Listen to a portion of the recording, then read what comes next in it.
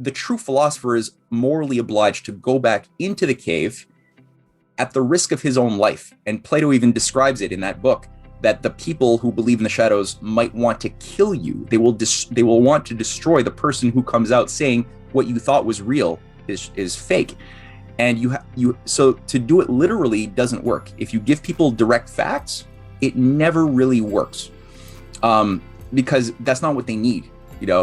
This is where the poetic spirit, the question of developing a capacity of utilizing irony, play, metaphor is extremely important for anybody who's going to try to be effective at helping their fellow citizens develop an internal infrastructure on their own, because the people have to want to do it. It's not a question of putting things into their heads. They have to internally awaken something, a hunger themselves, a passion for discovering why what they thought they believed was false, and then pursuing a study on their own terms. You cannot force them into that.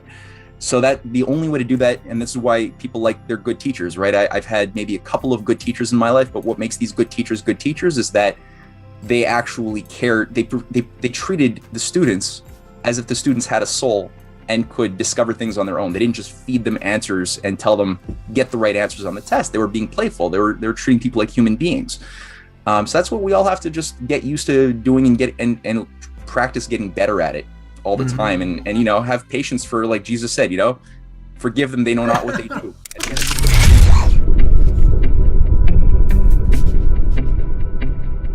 All right, welcome to the show, Matthew Ehret. Matt, you don't need no introduction. Hey, thanks for having me on, Keyvan. Thank you. It's always a pleasure to have you on. I've been listening to some of your podcasts and reading. So, you have pretty lengthy articles. I got to admit that. And, sometimes I just don't have time to read the whole thing, but it was amazing.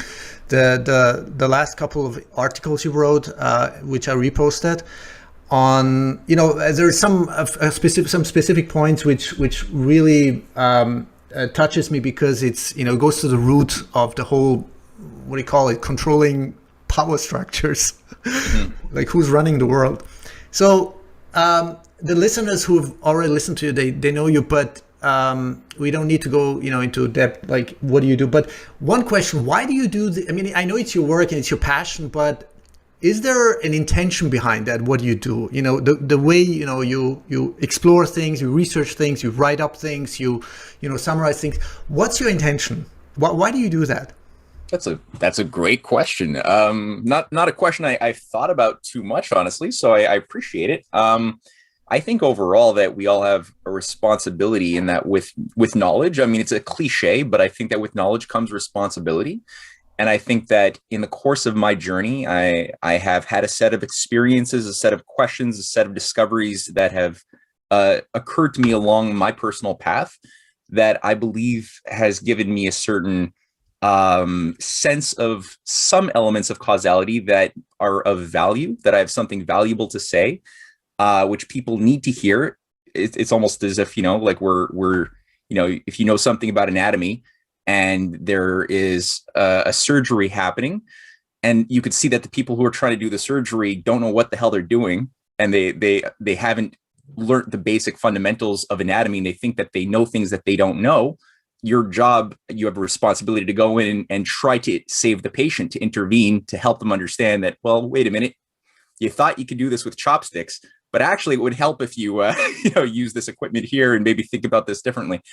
So my society is, obviously our society is possessed by certain very wrong ideas, which have been put there, not not through people's own choices, but rather through the effects of having lived in a world run by oligarchical systems for a very long time.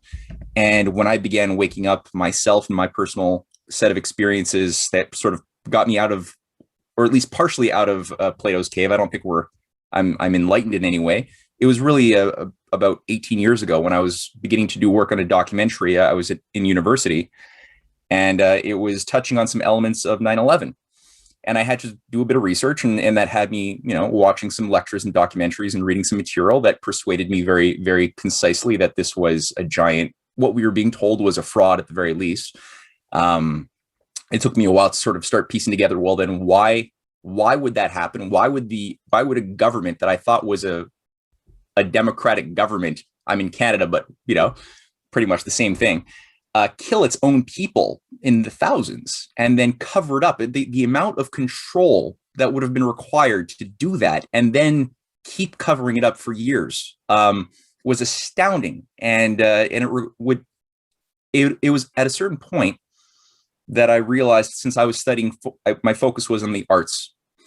I realized that it was less important to prove the mechanics of 9/11 themselves, because I was spending a lot of time getting sucked into the conspiraphile, myopic, like, let's just nitpick it forever. And I realized that it doesn't matter what details are proven about this being a fraud. It was more how people were thinking and also how they were feeling within this artificial, socially engineered culture that was the problem. Because you could give somebody all the facts, but they would still be fools. They would still fall for another lie, as we see now with the current pandemic, right?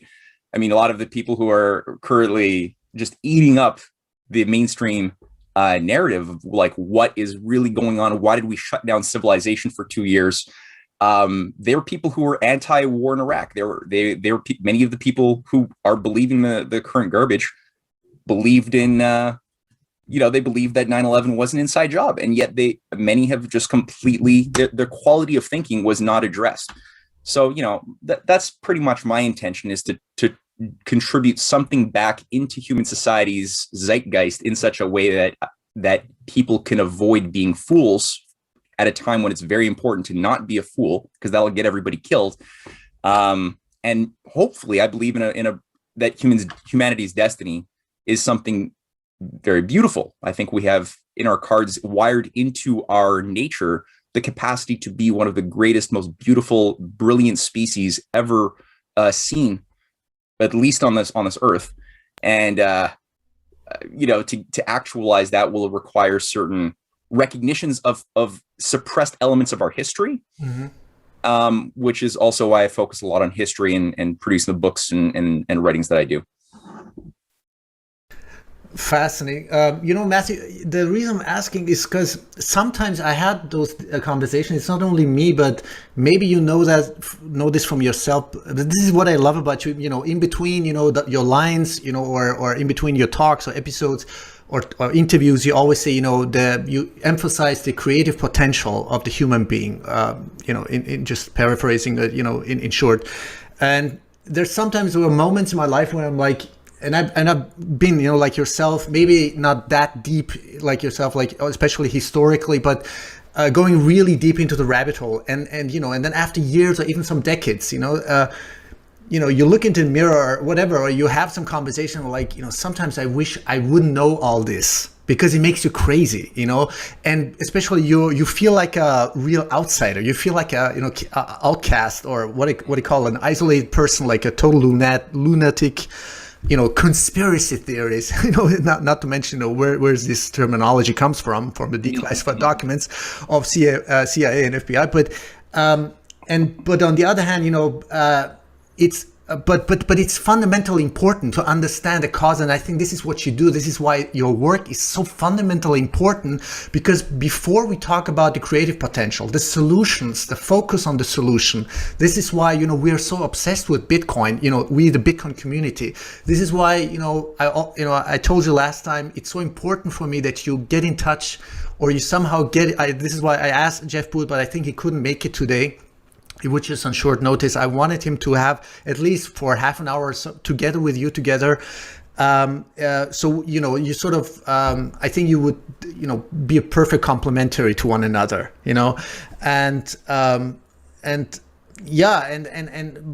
but what I was trying to say is that it's important to understand the root causes, to have the bigger comprehension, like to connect the dots, And that's why your work, the research you do and everything you write, you talk about is so fundamentally important.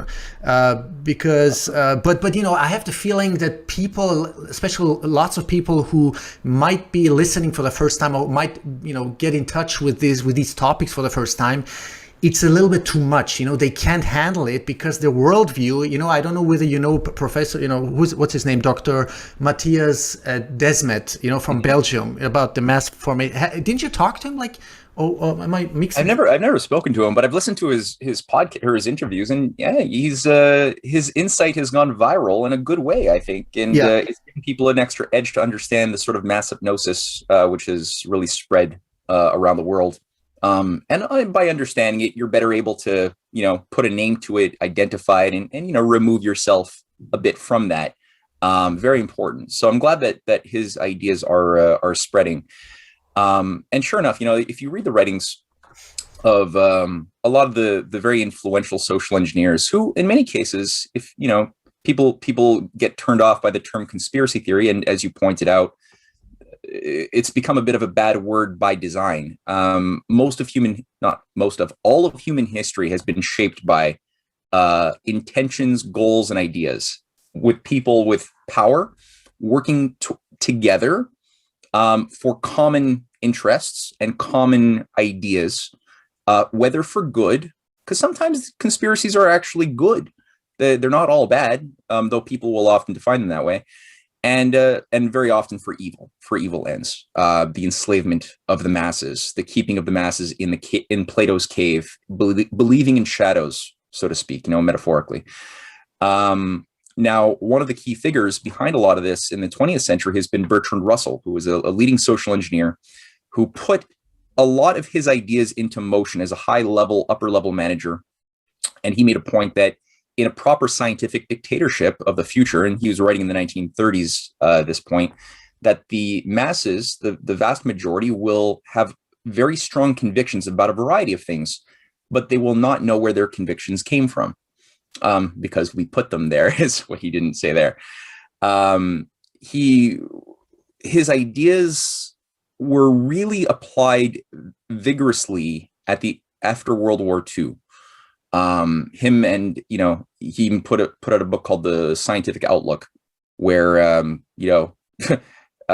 Aldous Huxley's Brave New World, in many ways, there's a lot of evidence that it plagiarized the ideas of Russell's Scientific Outlook. A society run by a scientific eugenics-based society of a perfect caste system of alpha pluses, alphas, betas, gammas, epsilons, deltas, that are social engineered in a laboratory to have certain attributes, and that in order to keep the whole system in place, you have these upper level higher controllers who have to ban certain ways of thinking. And there's a little dialogue in Brave New World between one of the characters, John Savage, who sort of has lived outside of this system of controls and is brought into it at a certain point, and one of the leading social engineers, Mustafa Mond, who describes why we cannot let things like the Bible, like Shakespeare, into the general population. He describes how certain scientific discoveries might seem exciting, but we cannot allow their being brought in because they bring up the question of causality. And Mustafa Mond is very clear. He says causality is not permitted, unfortunately, in the system of our world, because the ultimate good is stability. And when you bring in causality, that introduces instability because you don't know the answer to final cause, so what puts a process in motion. So mechanically speaking, this is the thing. The way our whole school system, our culture is wired is to get people to focus on reductionism. You have, like, let's say, a car that hits somebody, right? Somebody dies. A reductionist will be like, well, what caused that person to die? Well, they would be like, oh, it's this car that weighed 2,000 2 tons, driving at 40 or 100 miles an hour. And it was what caused the car to do that? Well, it was caused by the engine being revved in just this way, the wheels running this way, this amount of gas being burned per second, these pistons going, and you could just do this forever, a reductio ad absurdum. And the causality that the person would always miss, which is metaphysical, because they're obsessed with things you can measure, taste, see, smell. The five senses are all that possesses them, and how you can measure things in the five sense domain. Causality doesn't exist there. It exists only by breaking out of that and asking the question, well, what was the intention of the person driving the car? Oh, that was the husband who saw his wife cheating on him, and he had this intention, which is where is the intention located? It's not anywhere physical. That's an elementary, that's not a conspiracy. That's doing something by design. That is outlawed in the mental landscape of somebody who has been processed through the type of education system that has been designed to do just that. And that's what Mustafa Moen tells John Savage. He even says, this is an interesting, he brings out a scientific study. He's like, well, this person has a lot of talent, but we have to send them to the island because they're dangerous. And we have to ban this. So this is the sort of thing that's resulted in people saying, oh, you believe in intentions governing processes in history in your world? You're sounds like you're a conspiracy theorist. Sounds like you're a domestic terrorist. You believe in intentions. That's crazy. So, you might feel crazy sometimes or wishing you don't know what you know. But the reality is, most people have been led to believe that the shadows are real. And so part of the downside of having denied the shadows in a world where everybody believes in shadows is that you might feel like a bit of an outsider, but that comes with the territory. And it's been like that for most of human history. It's not a new thing in our world. You could see evidence of that thousands of years into the written records. Human history has really been a battle to bring society out of the cave by individuals who are able to see the higher light that casts the shadows outside of the cave, and who have been consistently trying to, because you cannot communicate to people literally. And even in Plato's famous Republic in book 7, where he talks about the cave allegory, he even makes the point using the voice of Socrates that if you have come to break out of the cave and modify your eyes to now recognize true existence rather than its lower level shadow, the true philosopher is morally obliged to go back into the cave at the risk of his own life. And Plato even describes it in that book, that the people who believe in the shadows might want to kill you. They will want to destroy the person who comes out saying what you thought was real is fake. And so to do it literally doesn't work. If you give people direct facts, it never really works, because that's not what they need. This is where the poetic spirit, the question of developing a capacity of utilizing irony, play, metaphor is extremely important for anybody who's going to try to be effective at helping their fellow citizens develop an internal infrastructure on their own, because the people have to want to do it. It's not a question of putting things into their heads. They have to internally awaken something, a hunger themselves, a passion for discovering why what they thought they believed was false, and then pursuing a study on their own terms. You cannot force them into that. So that the only way to do that, and this is why people like they're good teachers, right? I've had maybe a couple of good teachers in my life, but what makes these good teachers is that they actually cared. They treated the students as if the students had a soul and could discover things on their own. They didn't just feed them answers and tell them get the right answers on the test. They were being playful. They were treating people like human beings. So that's what we all have to just get used to doing and practice getting better at it all the time. And have patience for, like Jesus said, forgive them, they know not what they do at the end of the day, right? Fantastic. Well, that's an interesting tangent you've been because I was going to go somewhere else, but this is a really insightful. Also, what do you call it? I'm not into philosophy, but when you explain it in this way, it makes total sense. I listened to an interview with this Dr. Desmet, who is actually bringing out a book now, The Psychology of Totalitarianism. First I think is it in Dutch? I think whatever, or Belgium. And then later in English. And he had a talk on some podcast together with Dr. Malone, Robert Malone, the co-inventor of the mRNA technology, and Dr. Peter McCullough. And what was really, I mean, it didn't surprise me, but it was being aware of these processes, like how this mass formation psychosis, even though he said he didn't start off with that, or we got to be careful, like not to be stigmatizing with these words, so because you don't want to we don't want to give like sort of an aggressive, I'm just paraphrasing him, sort of give a aggressive potential to these, to these people who are in a sort of a psychosis or hypnosis. And the point I'm trying to make is that he said what is interesting is that people who are more, the intellectuals who are more academic, more educated, these are the people who are more susceptible to this process of whatever we want to call it, fear, fear porn and mass formation psychosis. Yeah. And, so, and I think you said something like, how can we, you raised the question also in a way, how can we, approach this? How can we open up? It's not like, you put the facts on the table. This is not how it works, right? Maybe I think I would even go so far to say, humor, stand-up comedy, anything that is funny, that opens the heart, that opens it emotionally. And on the other hand, Matthew, on the other hand, because I was just thinking of your wife, Cynthia Chung, who did an excellent job, by the way, on the Corona Investigative Committee. And I can only recommend to my listeners to watch that, because it's also been translated into German for the German-speaking folks. And, to offer the solutions, so this is the cause, these are the root problems, but these are the solutions, which people don't even have a notion of, because I was surprised that Viviane Fischer and Rainer Füllmich, the organizers of this Corona Investigative Committee, I had the feeling the comments they made, they were surprised that the solutions are already here, and technology such as weather modification is already existent like for decades now.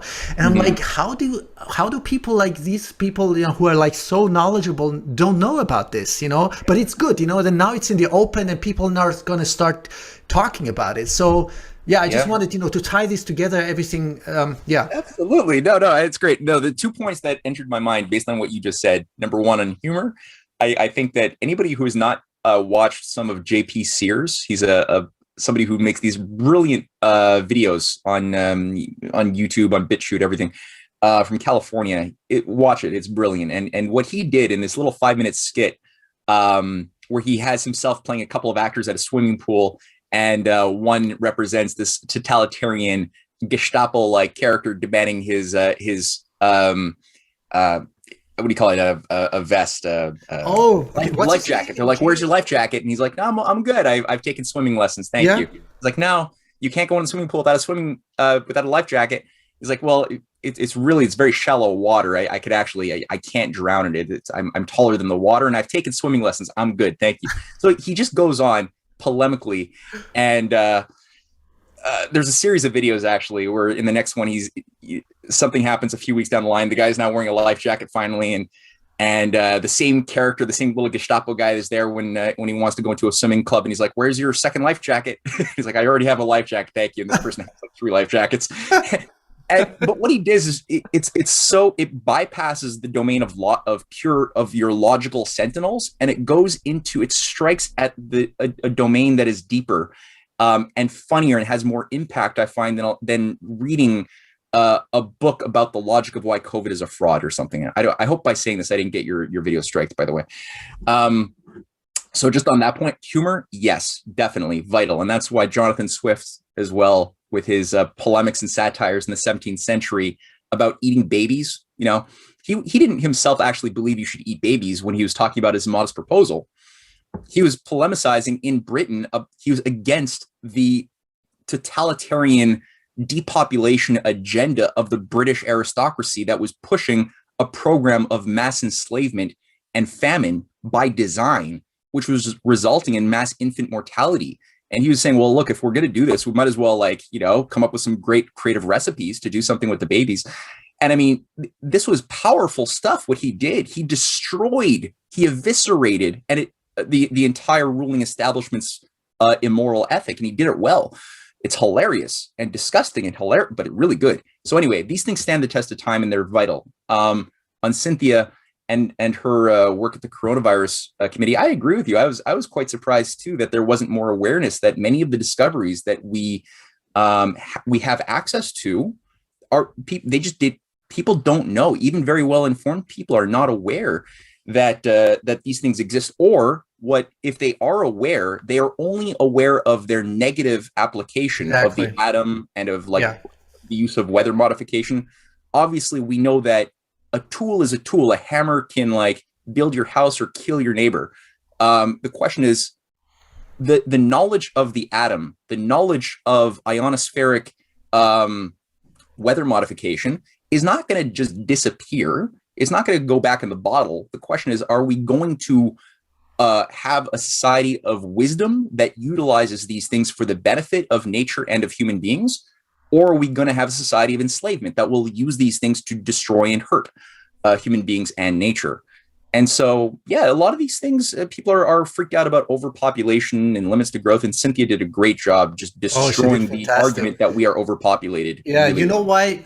I think that the thing was what was a little bit baffling because Viviane Fischer started, I mean, sort of, as a concerned citizen, it's like, couldn't it be like dangerous to put things into the, and I think she was thinking about geoengineering, all this military, civilian, you don't know. I mean, there's a lot of intransparency, and I'm like, no, this is about like using the physics of the atmosphere, sort of, to turn.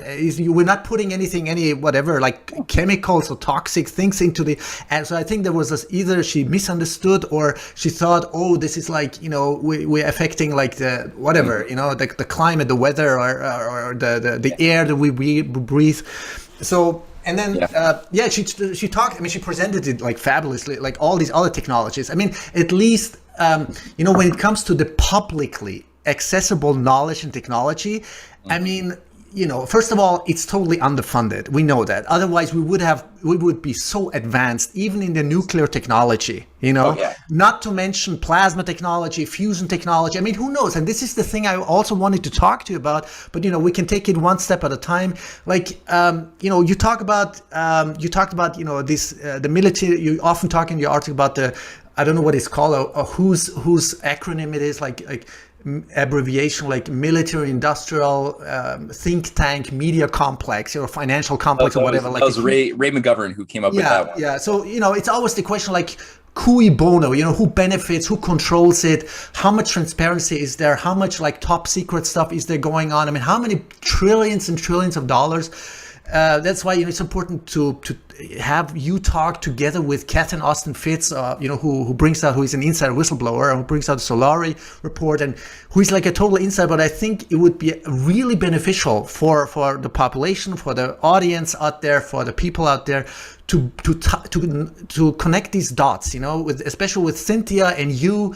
And and this is what I'm trying to do. I think I'm trying to connect the dots, help like bringing you guys together, because you have such fundamental deep knowledge and comprehension. But people, you gotta like put like silk gloves on to talk to people, because otherwise you are a woo-woo conspiracy theorist, or you're just off the mainstream, and that's it's a challenge, but I think it's possible. Well, the Cynthia actually gave this presentation not that long ago to a conference in Moscow and it was a futures conference for the Earth's next 100 years. And the idea was the mandate of the conference was a good one to give people solutions, especially young people, to think about the future in a way that was solution oriented. But the problem came after the end of this brilliant presentation of these wonderful ways of greening deserts and desalination, terraforming, all these wonderful things, right, that are at our fingertips. The only questions that came out of the audience were, but isn't this going to disturb the desert ecosystems too much? Don't you have a problem with that? And it's like the lack of imagination. There's like an electric fence, an invisible electrical fence that a lot of people have in their mind. As soon as you propose these types of optimistic, reasonable approaches to the future and problem solving, people are not aware. I mean, because it's not on the conscious level. It's deeper than the conscious level. It's in the subconscious in many cases, because people are not aware of the underlying assumptions that have been infused like Trojan horses into their worldview in the course of just their rote education, the memorizing education, where you have to get, you go through years of getting the right answers, getting the right formulas, you never bothered getting encouraged to pose the right questions, like, why is this formula true? Why is this answer true? You were just being rewarded or punished for getting the right or wrong answer on a test with wrong motives, to be a cog in a machine, to get a job, to be whatever, respected by your family or what. That's not why you pursue knowledge. That corrupts you. So people who've been through that processing have, and they're, this touches on why you mentioned earlier that many of the most educated people tend to fall prey to a lot of this conditioning as well. These electrical fences, especially the academics, the so-called intellectuals. It's weird, it's weird. Yeah. There's a lot. I mean, and part of this is that if you want to be published, you want to be respected, you want to keep your job, you have to wire your mind into a way where you speak a certain language which is acceptable to your peers, even if it's wrong. If you want to be published and you want to have your career, you have to do that. And part of in the last few decades, part of that process has become consensus opinion as replacement for individual thinking. So if you want to have the right view, you have to ask, well, what is this expert consensus opinion that I'm told is the authoritative view of X, Y, or Z, whether it's climate science or whether it's geology or anthropology or whatever. There are these things that we are told are consensus views that experts believe, and that we have to adopt rather than think through ourselves and incorporate, kind of like a formula, kind of like we're being programmed, like we're a computer, right? We bring this into our programming, which wires how we receive all information. And if you do this too long, it really mentally and morally handicaps you, which makes you more inclined to just go along or adapt to things you don't really understand because scientists or all the experts say this. So we are in a situation where what Cynthia brought up in her presentation, which again, people, I guess they can go to the description maybe of this video and click on the link and check it out. She brought in a variety of things that demonstrates that human beings are actually not like other species of the biosphere. We have similarities, obviously, but unlike the other species of the biosphere, we are a creature whose species character is defined not by our genetics or our environment alone. We have those things, but we also have this question of creative discoveries that can translate new ideas that we discover about the laws of nature into new inventions that allow us to have more of our people at a higher quality of life with more access to our mental cognitive powers. So we don't have to be beasts on a plantation the way maybe our forefathers had to be by virtue of the lack of awareness and technology that they lived in the 1700s in Europe or wherever we're from, So this reciprocal quality of the human individual mind as part of a broader species that we're part of that may be immortal. We don't know that because we're mortal, every individual, but the species that we participate in has the character where it might be able to overcome mortality and be potentially an eternal species. We don't have every other species that we could see in the biosphere tends to disappear with mass extinctions periodically. 99% or more of the species in the fossil records is not here anymore for those reasons, that they didn't have the capacity to have a space program, have a discovery into the invisible but knowable geometries of the atom that result in mass transforming into energy that could be applied to doing work for us. So people, again, the electric fence has been put there to, on the one hand, inflame a cynical, misanthropic view that human beings are just like other creatures of the law of the jungle, with the laws that apply to the limitations of monkeys and wolves also apply to us. And we just have to adapt to our limits, stop trying to overcome, live within our means, tighten our belt. This is all part of the conditioning that's been put there to bring us into an acceptance where we think we are willingly depopulating ourselves because, we know that we're ultimately destructive to nature by our nature. We can do nothing but destroy nature and that's why there's 8 billion of us, because we're like a cancer. That's what kids are being fed in school when they listen to a lot of the global warming propaganda, or increasingly other forms of propaganda. And so to be good people, we have to adopt new modes of values, new modes of doing things, new modes of production, like Green New Deals, which ultimately will, as a result of putting our whole society onto a reliance of, let's say, windmills for our energy instead of fossil, let's call it fossil fuel for now, but yeah, because I agree with you. By the way, I don't know which podcast it was totally like correct, and I think Russian scientists even found that decades ago that. And I'm gonna, by the way, I'm gonna send you an article privately, not from me, from nuclear engineer scientists, who, by the way, had to do also with Russian scientists, and where he describes like how oil, right, this so-called fossilized thing, actually regenerates itself, because of different factors, with it be, electromagnetical, amino acids, the pressure, the temperature, of course, the everything else. And things we just don't know yet, right? Like there's a lot, we've barely scratched the surface of the earth, literally. Like we've barely penetrated down past the crust. We've never gone deeper than like, we haven't even gotten halfway through the crust of the earth yet. So everything that we're being told when we see these images in school or whatever of like the earth like broken up, and you can see like these exact layers going down into this is all speculative. Oh my God, so many assumptions. This is the problem of today's, mainstream or conventional education, science, university, school. I mean, there's so much garbage and trash we've been like implemented with, and then decades later you wake up and it's like, what the fuck have I learned? Sorry my language, but what did they teach us? Who's writing these books? I mean, we've never heard anything that you're teaching. Well, there's a lot of very interesting scientists who are very competent. There's crazy stuff out there, because that's what happens when you tell a bunch of lies and you get people to just, believe in lies. At a certain point, people are like, well, this is a lie. But then if they don't have a method, they will tend to go to the opposite extreme and just believe in all sorts of zany stuff, which is that's a dichotomy that will always happen. But there are a lot of very responsible, rigorous scientists.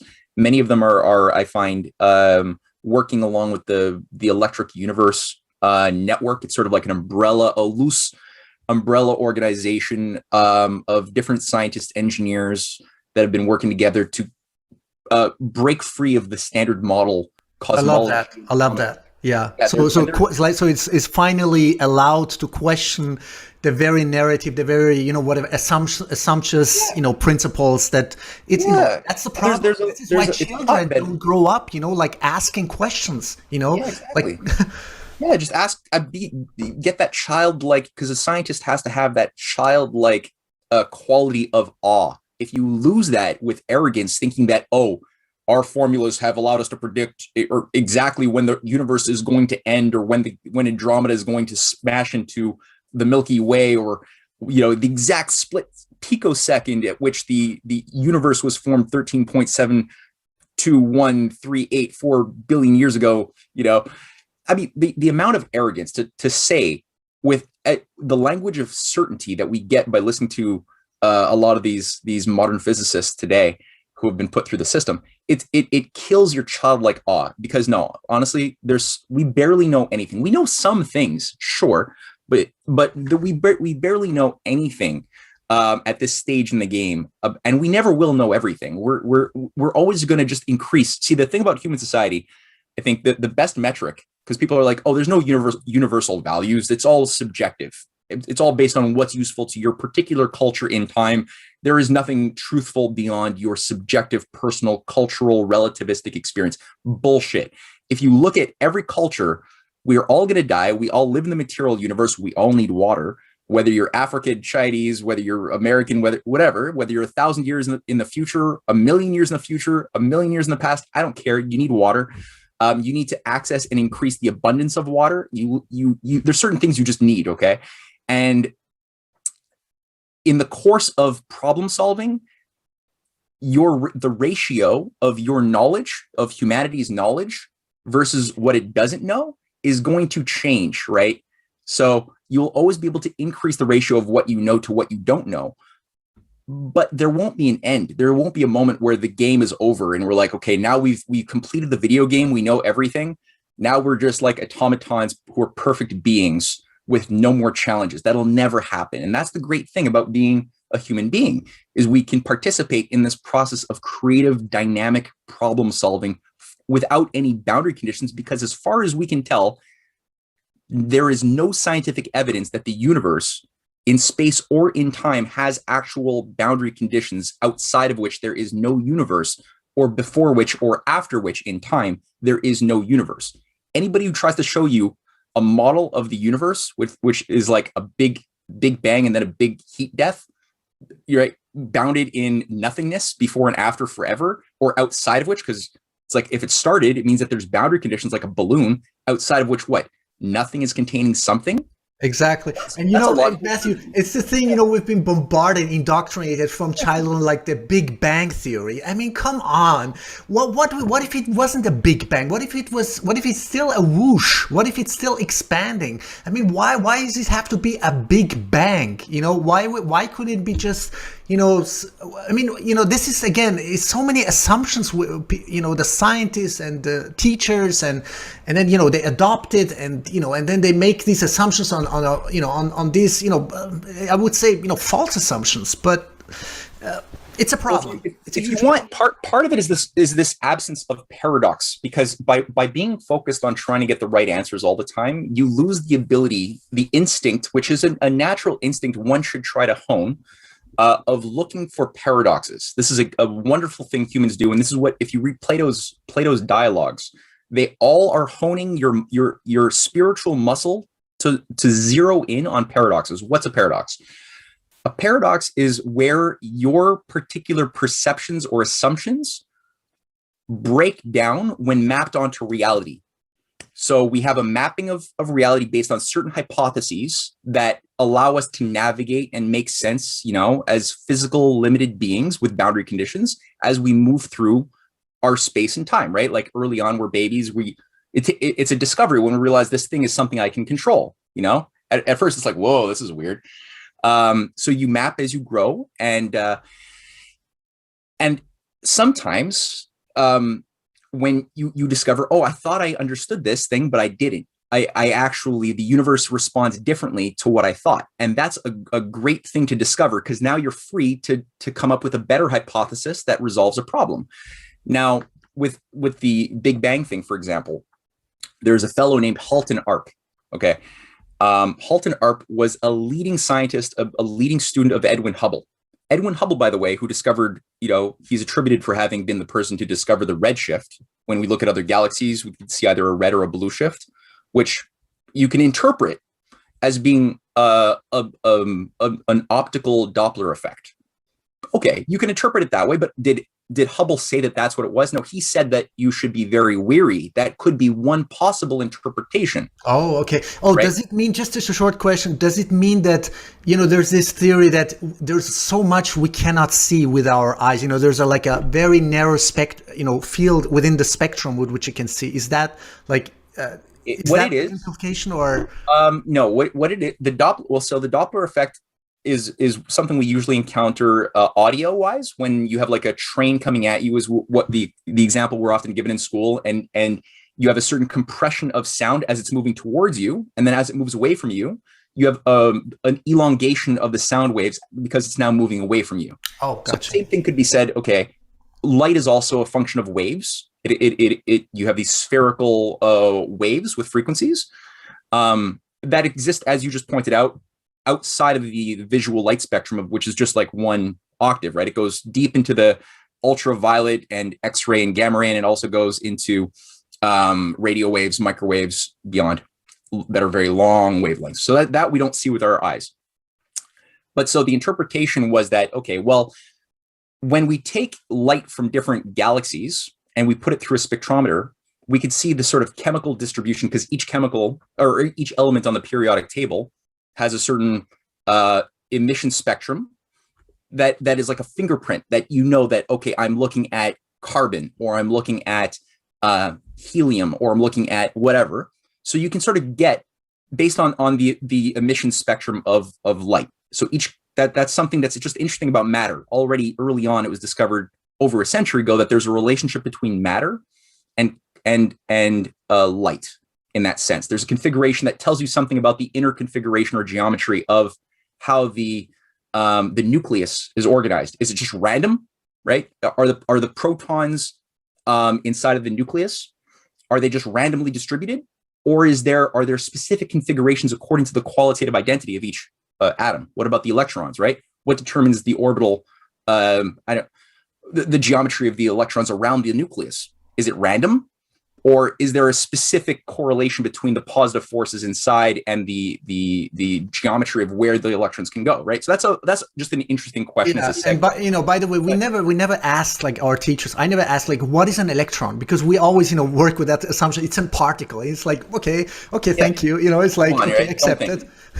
So all that to say, what Halt and Arp discovered is that when you look at the emission spectrums of different galaxies, you can see that some of them are shifted towards the red, and a few of them are shifted towards the blue side of things compared to what they would be if they were on the Earth. So let's say carbon emission spectrums from the Andromeda galaxy would be shifted a little bit more towards the blue side of things versus the same carbon that would be something we can get off of Bunsen burner here on the Earth. But most of them would be shifted towards the red. And it was presumed because the red, the red, it would imply that it's moving away from us because it has longer wavelengths than the blue, which has shorter wavelengths. So using the Doppler hypothesis, it's presumed that, let's say, Andromeda, which is shifted towards the blue, all of the light coming out of that galaxy, it was presumed by that interpretation that it's moving towards the Milky Way, towards where we are. Whereas many of the things like quasars, a lot of the other galaxies being redshifted were moving away from us, and they could calculate, based on the rate of shift, the amount of distance and speed each of these galaxies had relative to us. And based on that, there was this following logic, which was, well, now we can calculate when they were all together. If they're moving away from us, they must have been all together at some point. And we can then do a linear extrapolation into the past, which resulted in about 13.7 billion years ago. Okay, that's a mathematical conclusion you just made. And we are told that that is the absolute final truth. Now, the reality is that there's paradoxes to that, which are juicy, wonderful paradoxes that we are deprived of learning about because there's a suppression. Halt and Arp, who was the student, as I mentioned, of Hubble, who, by the way, said, don't interpret it this way, be careful, you're playing with fire. But he was Halt and Arp was a leading scientist, a leading astronomer, and he produced in the late 60s a book called The Appendix, or a manual, or a book of his compilation of peculiar galaxies. And it's a wonderful book. And he got hammered. His career was really, it took a big hit. But he did it because he's a moral human being committed to truth. And in this compendium, and he recently died just in 2013, but he gave wonderful lectures. I even gave a lecture about this and wrote about this too.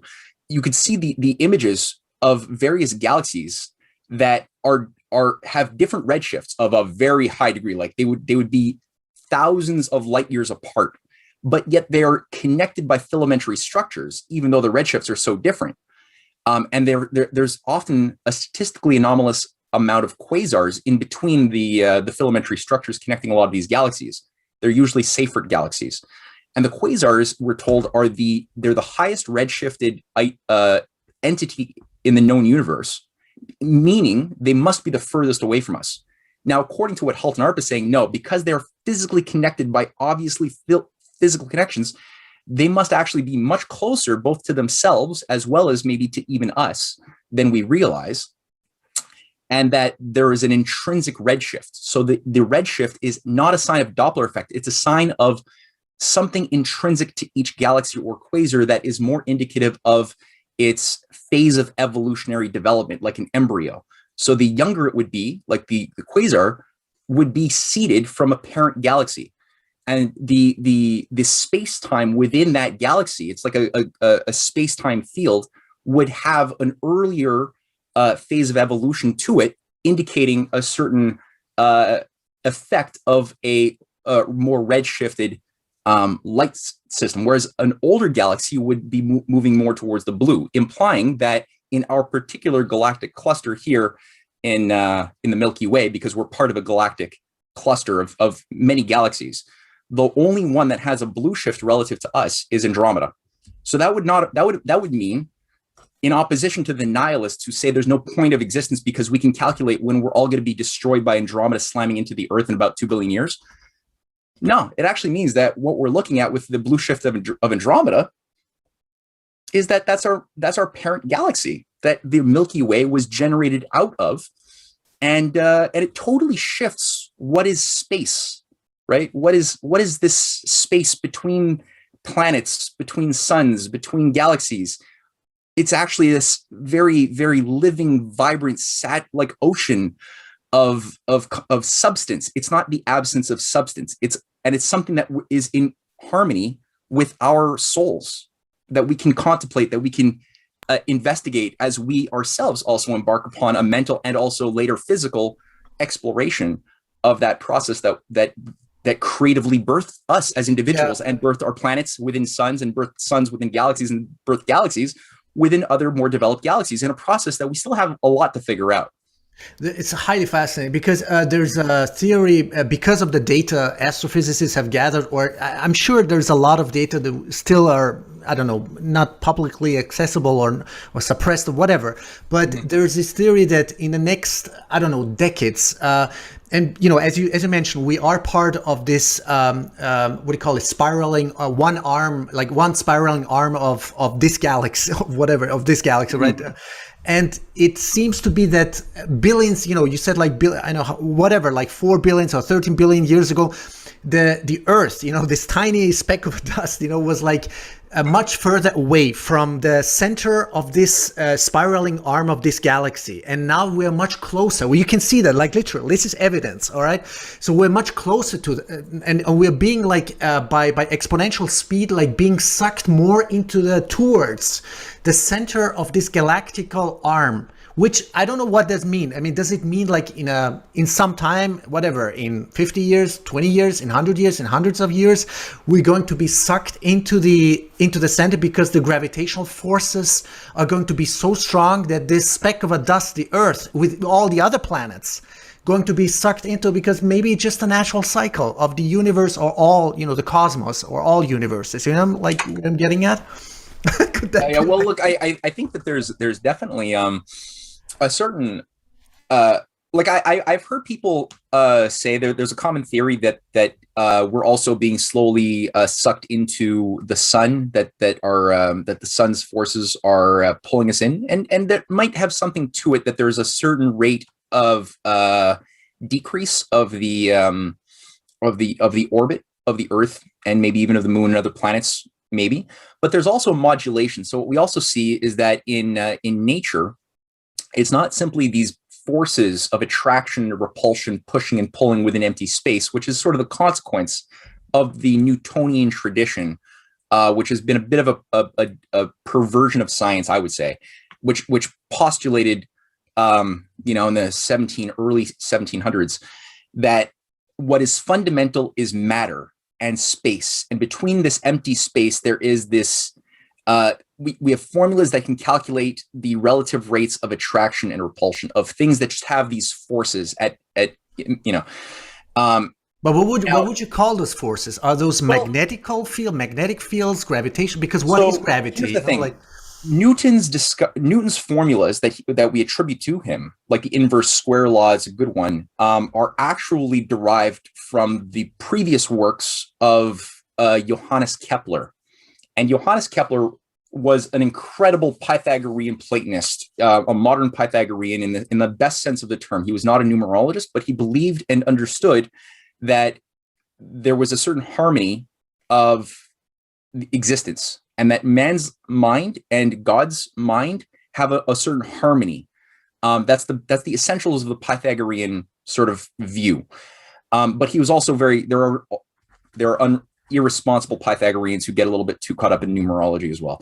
He was not one of those. Now, what Kepler did when he discovered gravity, like 80 years before Newton, what he was looking at was one, in the New Astronomy of 1609, he has several chapters where he describes the magnetic force, because he was reading the works of Michael Gilbert, who also was the person who discovered the magnetic nature of the Earth, a very good British scientist.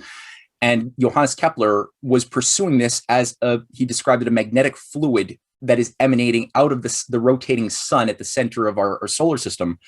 And this is part of his discovery. The first, he's well known for three fundamental laws.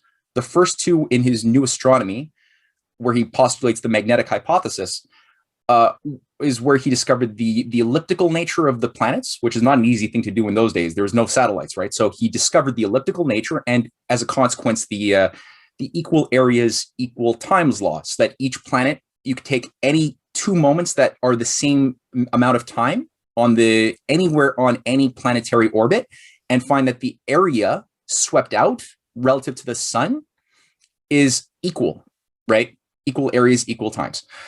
And this allowed him, with this magnetic hypothesis, with these two laws, to then reapproach the idea that was published in his 1619 Harmonies of the World, where his third law, his harmonic law, is produced, which demonstrated that at the minimum and maximum moments, so each ellipse has a minimum and maximum boundary condition. It's not a circle.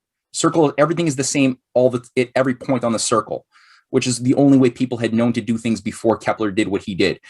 In an ellipse, you have a point of maximum speed where every planet moves the fastest. Also it's the hottest in the summertime, where we're at the closest to the sun, and a slowest point where we're the furthest away from the sun. We're the furthest away from this force, so-called.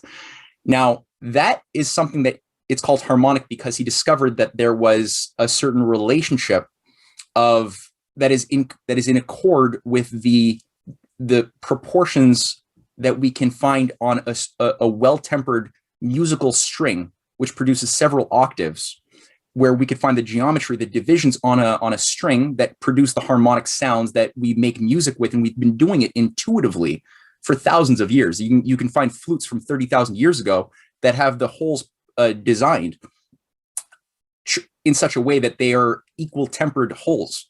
So the human soul, even before the knowledge, the mind was able to make its discoveries, was already resonating to this through music. But Kepler took it to the next level by demonstrating that it's also built into the organizational structure of our solar system, which is how he then discovered his third law. The cubic average distance of each planet to the sun has a certain relationship to the square of the period of the sun as a whole. That relationship maintains itself through all of the planets. But he discovered it. See, if you're in school today, we're talking about the bad form of teaching. What they teach you is that you only need to memorize the formula of what Kepler did to pass the test. You only need to memorize the formula of what Newton did, of the inverse square law, which is a consequence of what Kepler just did.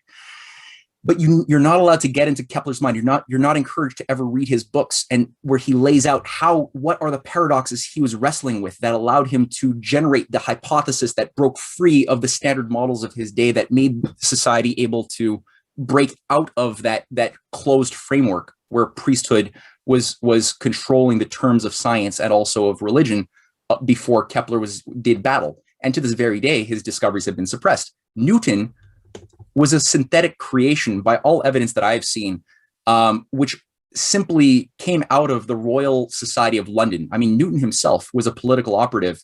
He was the head, the secretary of the Mint of the Bank of England. Yeah, I think that's the only thing I think he really sort of produced a benefit to humanity. Isn't that like with the gold? No, there was no benefit to humanity there. The Bank of England was a parasitical pox. Yeah, exactly. He was a calculating machine who was also sociopathic. Like, he's famed for, as head of the Royal Society and heading the Mint, he did what's called the Recoinage Act, which was a massive theft of the people, where they basically they called in a recalling of coins, clipped them, reissued coins that had like less metallic value. Yeah. And for people who were rendered into poverty because of this theft of the people and were forced to do a counterfeit which is what was going on by nature of what was, he gave everybody the death penalty. It was his choice to determine whether people just go to prison, do they go to the dungeon, do they get tortured. Oh my God, I didn't know that. Jesus. Every single time He's like he being gave celebrated torture. as the rock star, of whatever, like. No. This guy was, and he never discussed. If you actually look for like, what is the evidence of his actual having discovered? Like, where's the work that demonstrates what he discovered, how he was thinking when he made all of these discoveries of the calculus and everything, which, by the way, was also discovered by Kepler's follower Gottfried Leibniz, who was an enemy of Newton. Newton actually didn't. There's none of that. We are told that his dog knocked over a candle that lit his laboratory on fire, that burnt all of his manuscripts, which is why we don't have any evidence. That's the mythology that was created. And finally, when John Maynard Keynes bought at auction Newton's chest that somebody had found in the basements of Cambridge, and he bought it and had a big press conference, because now when he was going to open it and finally show the world these thousands of manuscripts of how Newton made his discoveries of gravity and everything else, he opened it and there was no science in there. It was all black magic, numerology, alchemy, trying to pursue the philosopher's stone.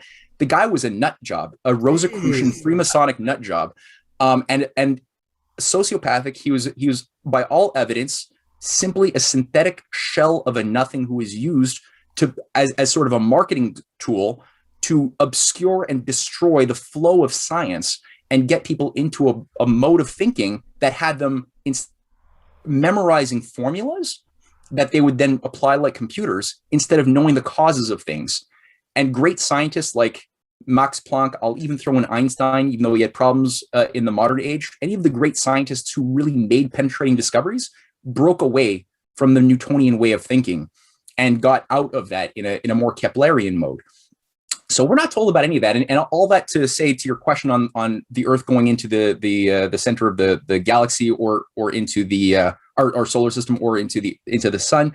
I would say that there's something about, if you look at the force, the real force is a harmonic law. There's a modulating coherence, and in harmony you tend to have like a modulation of like a breathing. Now that doesn't mean that the sun or the galaxy are eternal. They are, after all, physical objects, and all physical objects with boundary conditions that have a start and an end, they're limited. That's not where the domain of justice exists. Justice doesn't have a beginning or middle or an end or a space. You can't cut justice in half. You could see expressions of justice in events, but that's not justice. That's an expression of justice. It's different. So planets, you could say, okay, they're probably going to come to an end, and that does mean that we should be thinking about the broader meaning of what it means to be a human being, contemplating these things with the capacity of either one, maybe eventually influencing or changing the eventual destruction of our sun, which in all likelihood it might go supernova at some point. So we should probably start thinking maybe what is going on inside the sun.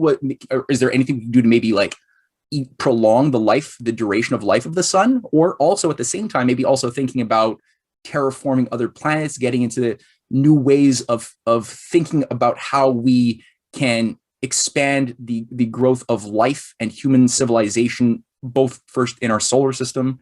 Maybe first we'd want to practice on greening some deserts on the Earth to like start figuring out. But then maybe in 80, 90 years, we could start maybe applying this slowly to experiment with Mars, maybe Europa or Io.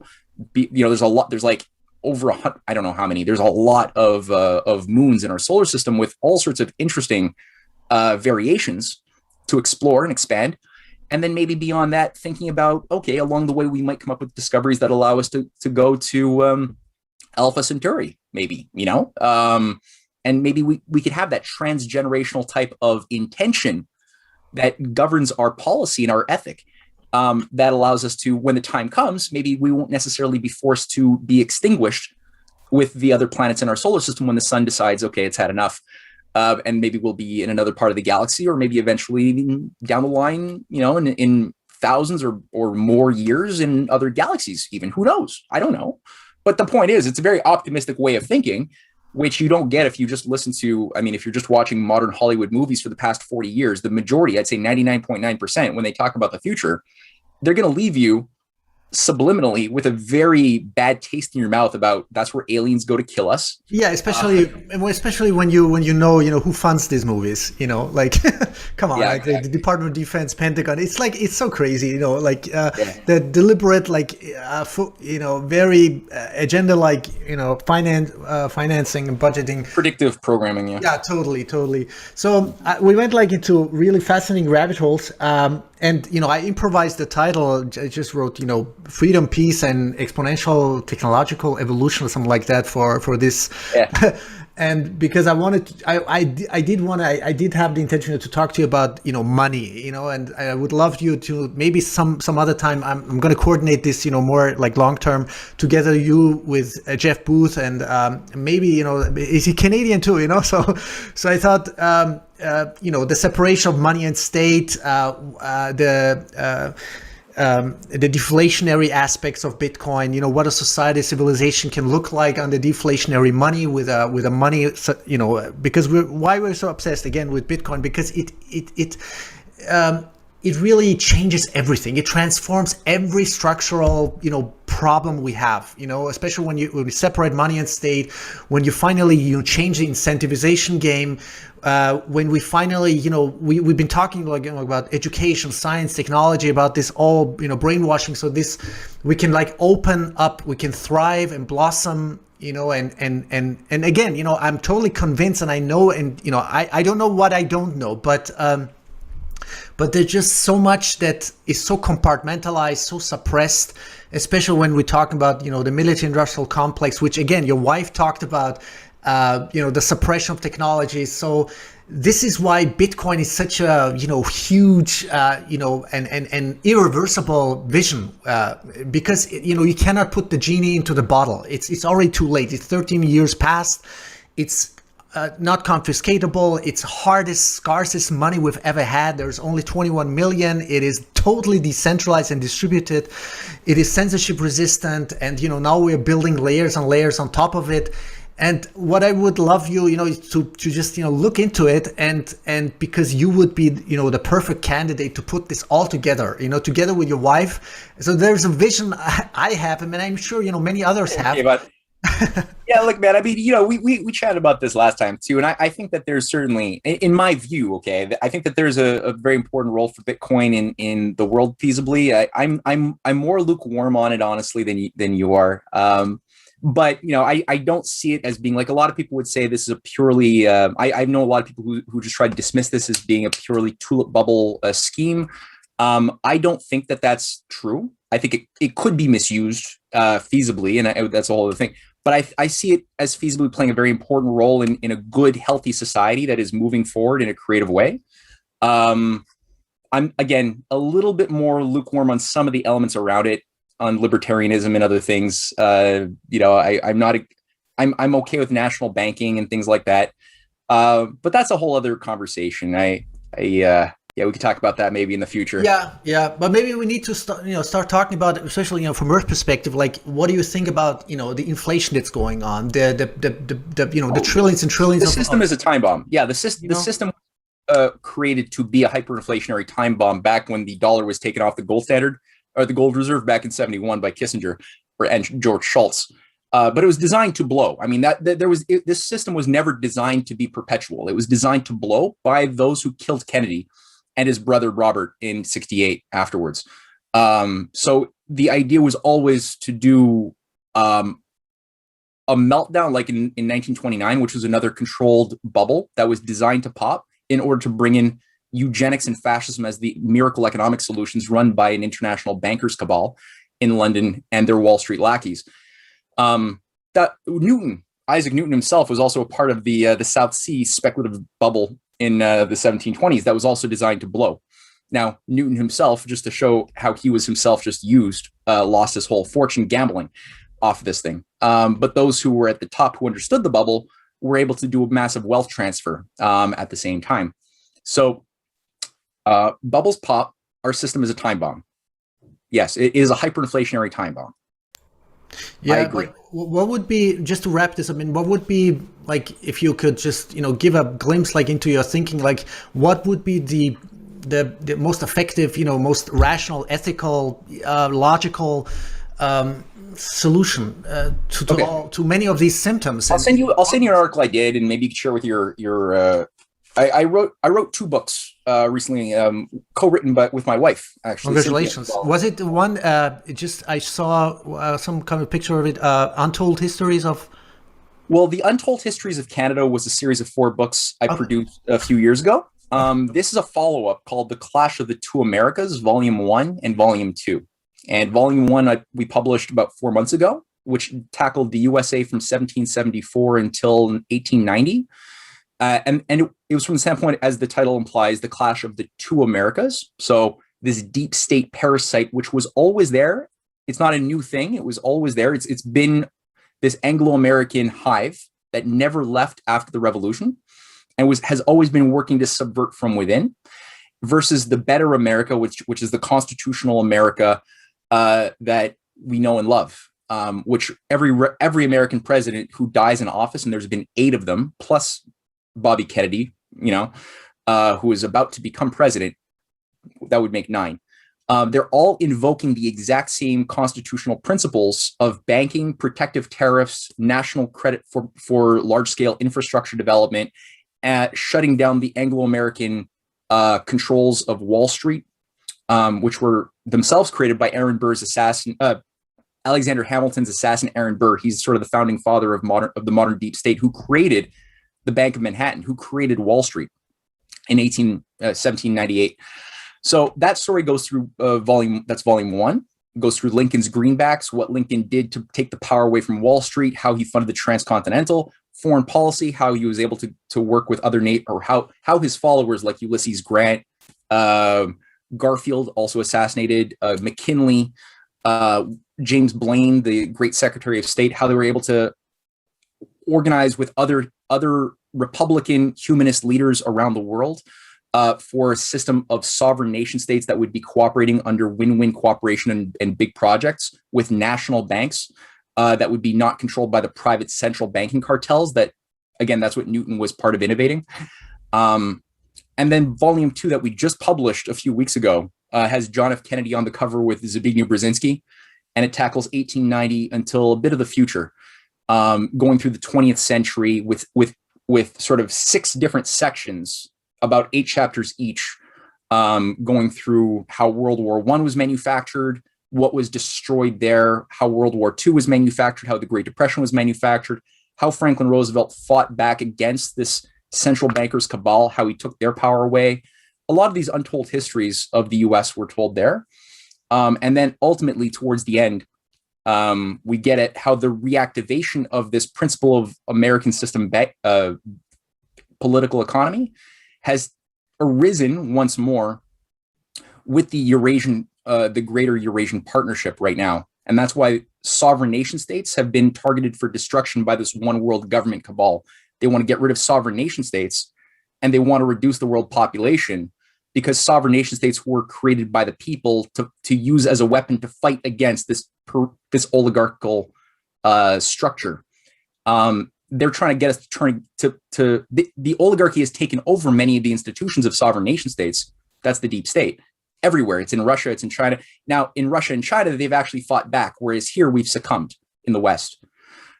So that's sort of the book 2. And maybe if you want to have I'll send you free PDFs to you personally. Yeah, awesome. So you could look at them if you have people that you would want to share them with. But a lot of my ideas of solutions go through that, and within that idea of national banking, protective tariffs, the use of the sovereign nation state to break the controls of the military industrial complex.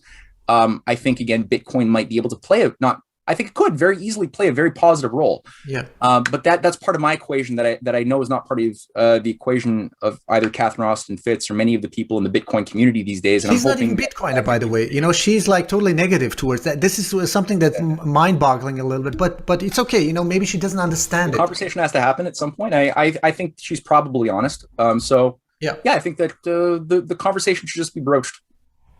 Okay, where can you buy the book? Can you buy it on Amazon too, or where's it available? People can go to the easiest way to find it, I guess, is just to go to my website, CanadianPatriot.org, O-R-G. and you'll see immediately banners saying buy the book, and you can just click buy the book and it'll take you to all of my books, which go to, you can buy them on Amazon or write me a message. I can send you directly is better. Physical copies. Yeah. For sure. I know you're not very active on Twitter, but people can find you on LinkedIn. Where else can any other informational resources or links? If they type in Rising Tide Foundation on Telegram, I'm trying to use Telegram more as a social media outlet. I just began. I would recommend that because my wife and I, we manage risingtidefoundation.net. It's a nonprofit organization here in Canada. And otherwise, they could find me on, I would just say, just use risingtidefoundation.net or canadianpatriot.org. Yeah, we're on Facebook, but we're trying to migrate off of that thing. Maybe VK or something, but under decided yet. I don't know. You should get on Getter. I mean, it seems so far, lots of people, even Joe Rogan now went on Getter because of this. I mean, mind-boggling. I mean, incredible censorship. After, I don't know whether you listened to. There's an interview with Robert Malone, Dr. I saw that. That's good. Yeah, it's amazing. And so Getter could be really the alternative. But I think long-term, it's going to be I think we're striving for a really decentralized platform. Hey, Matthew, I really enjoyed our talk. As always, we went into all kinds of different rabbit holes. Any final thoughts or? I think that we hit a lot. There's a lot of material. Lots of unpack. I don't even know how to summarize all these points, but I'll try. Definitely, I would say take-home view here is one has to really beef up their. We all have to beef up our spiritual and cognitive infrastructure because we're going to have more and more responsibility to be courageous and to be communicators of ideas that cannot be done overly literally, which requires work. The best thing I could say to people is, as far as we go to the gym, we try to eat right, but we often neglect the health and exercise of our minds. And so if you want my advice, honestly, if you're listening to this, is turn off social media, turn off Netflix, and read some core Plato dialogues. Spend a few weeks just reading Plato, taking notes, and writing your thoughts as they come to you, because this is a muscle that you are going to be building. You're going to need it. Read some of the classics, even new things, edifying things like Helen Keller and her essays on optimism. Why Helen Keller, the woman born or who lost her hearing and her sight when she was a baby, how she was able to become a powerful soul that taught Shakespeare, that mastered several languages and was an incredible powerhouse of intellect. Read her essays on how she thinks and how she came to that, because the question is was she a fool for being dumb, for being optimistic about human nature? Or did she understand evil? And despite her understanding of evil, choose to become a reasonable optimist because she was, and she understood evil. So I would say just read things that edify, but also empower, that are difficult to read, and write your thoughts down a lot. And as you do that, practice communicating in nonlinear ways. I would just say that, and the Rising Tide Foundation, we're doing lectures every week. We've been doing that for about 2 years, every Sunday, where we have different experts, different people on. Do you pre-announce topics, whatever that is, technology or what, things like that? Sure. Yeah, we can anybody goes to risingtidefoundation.net, go to the top menu bar, you could see symposia, click on that, and that'll take you through the menu of all of the past symposiums that we've organized since 2019 on different topics of, like you said, science, literature, history, philosophy. It's all there. And if you want to be involved, usually I ask people to make a donation of any sum, and then send me an email saying that you're interested, and then you will go on our list of receiving the weekly Zoom links, and that also includes Substack. So Cynthia and myself, we write for Substack. It's a very important way that we're able to both get our message out there in a non-censored way, and also to raise funds. So people can get a free Substack subscription to us, or they can do the paid option. And then that also gives you all access to our books, PDFs, the lecture invitations, everything else. That's so great. You can do it that way too. And if you don't mind, I mean, I would love to, recommend you for other podcasts. I think, we've been learning so much from you and your wife. It's amazing knowledge. I mean, it's so much to contemplate upon. But anyway, so Matthew, I hope to talk to you soon. I'll try. If you're still open-minded for this discussion, that we could coordinate with Jeff Booth or whoever. Someone we could just sort of have a fruitful discussion. That'd be amazing. So thanks again, and Happy New Year, by the way. Happy New Year to you too and your loved ones. Okay, thank you so much. Okay, bye-bye. Okay, that's for today now. That was a mind-boggling, really deep rabbit hole or rabbit holes. Again, you can find Matthew Ehret or Matt on Twitter, but he's not active. You can find him LinkedIn, risingtidefoundation.net. I'm going to put this all in the show notes. And by the way, if you haven't bought Bitcoin yet or you haven't read any Bitcoin books yet, I can definitely recommend The Bitcoin Standard by Safed Namus, the Fiat Standard, sort of as a very, very deep, understanding of how the fiat came upon, and the gold standard, and what the disadvantages were, and why Bitcoin is the ultimate solution to everything else. So I can really recommend this book to you, and get yourself a hardware wallet if you haven't bought any. If you have bought any amount of Bitcoin, get them off your exchanges. Not your keys, not your coins. And I've got all kinds of links with discount codes from Bitbox 02, a Bitcoin only, of course, wallet. Then the best one is, of course, Cold Card by Coinkite, most paranoid, most really accessible, really user friendly. Also, if you just follow the instructions.